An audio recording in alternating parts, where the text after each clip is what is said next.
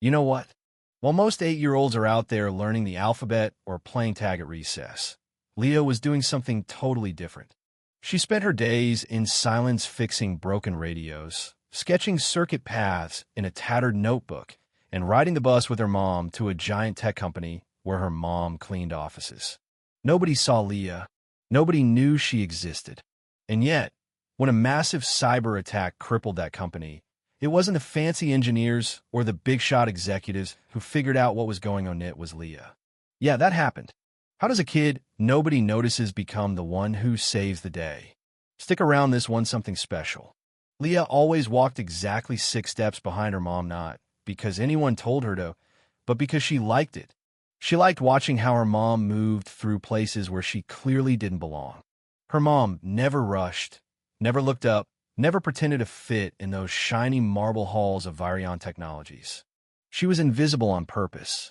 Leah learned early on that invisibility could be power, especially where you're not meant to be. Clutching her frayed backpack, Leah carried her treasures: a broken digital watch, a cracked USB drive that didn't work but she couldn't part with, and her notebook full of scribbles. When they slipped in through the employee side entrance, the security guard barely glanced their way.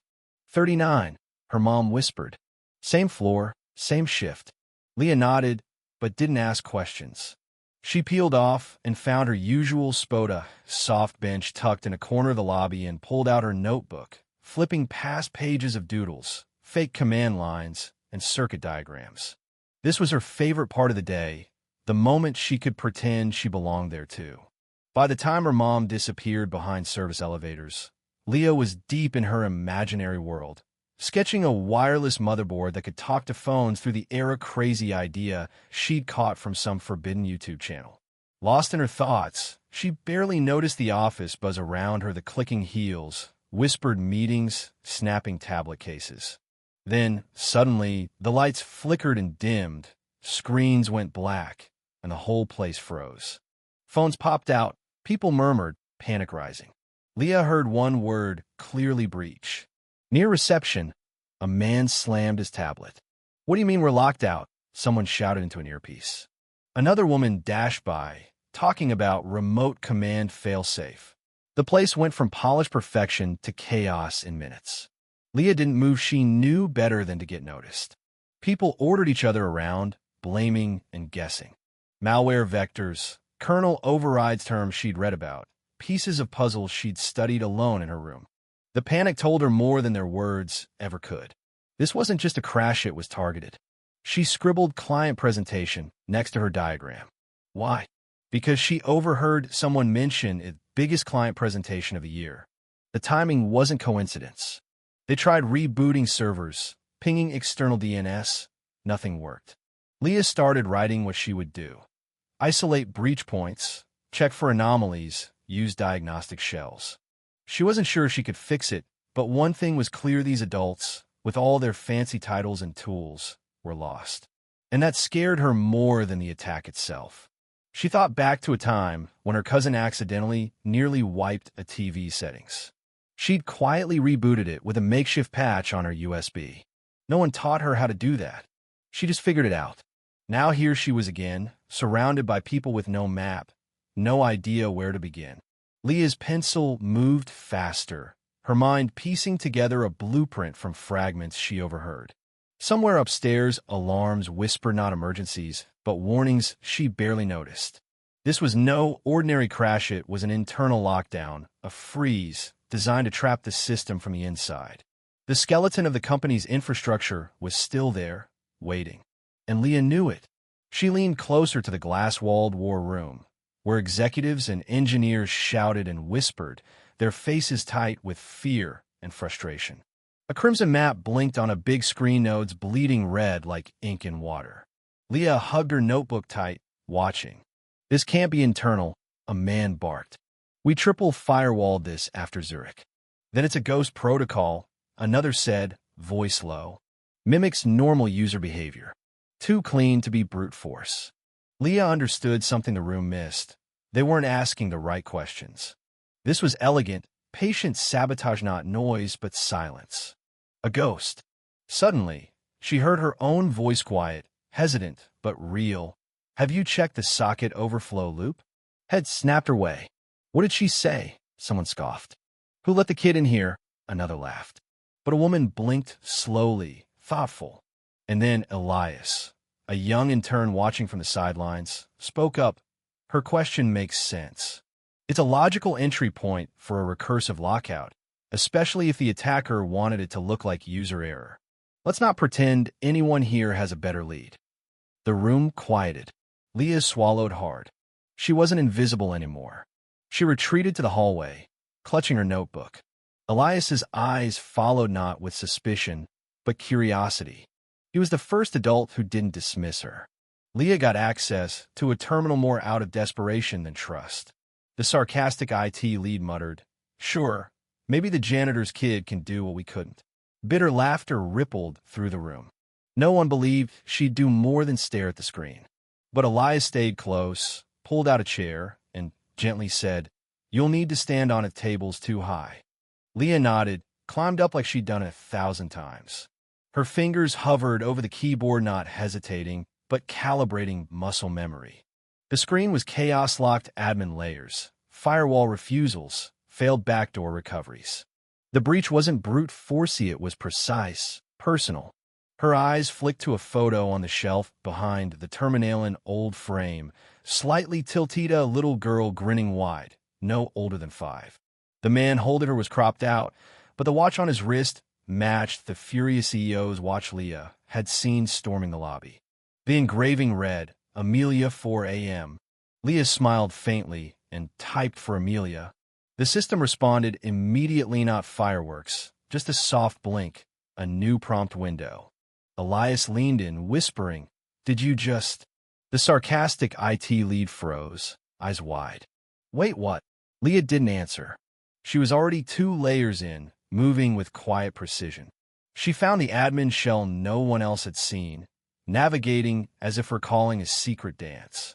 The breach was hidden behind personal fallback protocols, passwords tied to family, vulnerability in plain sight. Elias knelt beside her, calm but intrigued. "You're in the shell." "What now?" "The first loop," Leah said softly. "If I find the entry pattern, I can reverse the lockout." Her fingers danced between traps, sifting through logs, error reports, disguised corruption. No one taught her this. No certificate, no classes. Just nights alone, stolen tutorials, broken machines. The room behind her grew silent, awed, humbled, watching a child unravel layers of their own failure. The joke had become a revelation.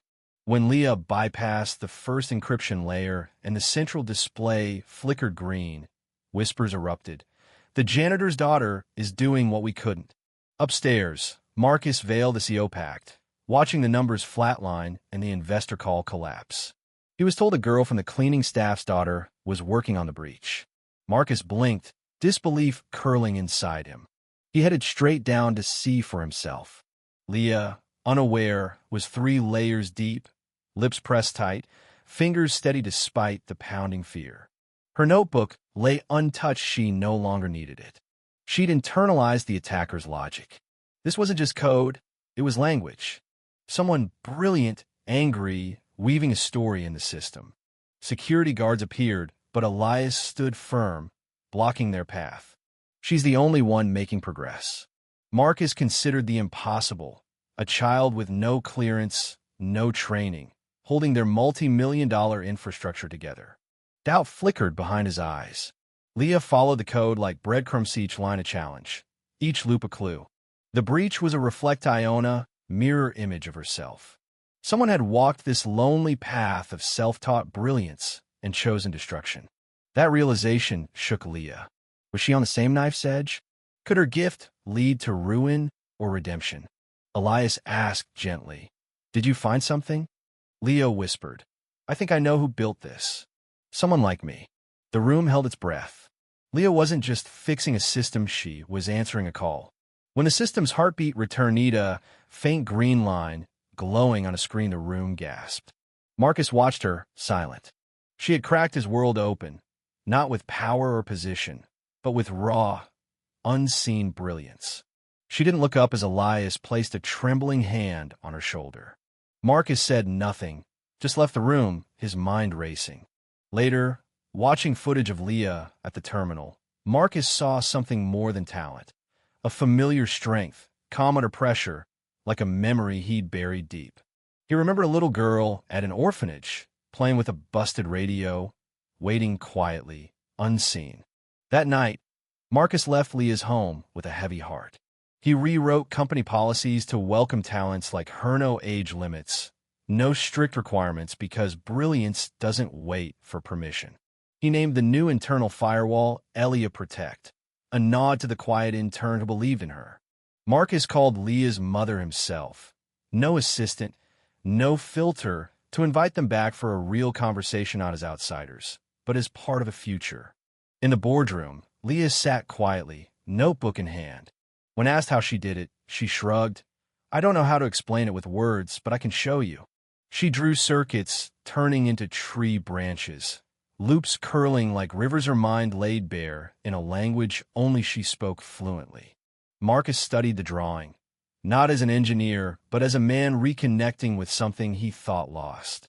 "This loop here," he said, "what do you call it?" "It doesn't really have a name. It's just how I keep the structure from collapsing when the problem folds on itself." He smiled a dreary smile for the first time in years. Marcus understood. Leah wasn't just a prodigy. She was a reminder that genius often grows in silence, in places no one watches. She was a second chance. Months passed quietly. Leah became a fixture at Viri, not a novelty, but a force. She still scavenged broken toys after school, still tinkered alone, but now she had a space, a team, respect. Her notebook grew thicker with ideas nobody had yet imagined. One night, she left a note on Marcus's desk. "Thank you for seeing me. Really seeing me." Marcus read it alone, feeling the walls around him crumble just a little. For once, he wasn't defined by the system he built, but by the girl who cracked it open. And somewhere, Leah dreamed of stars, knowing she belonged.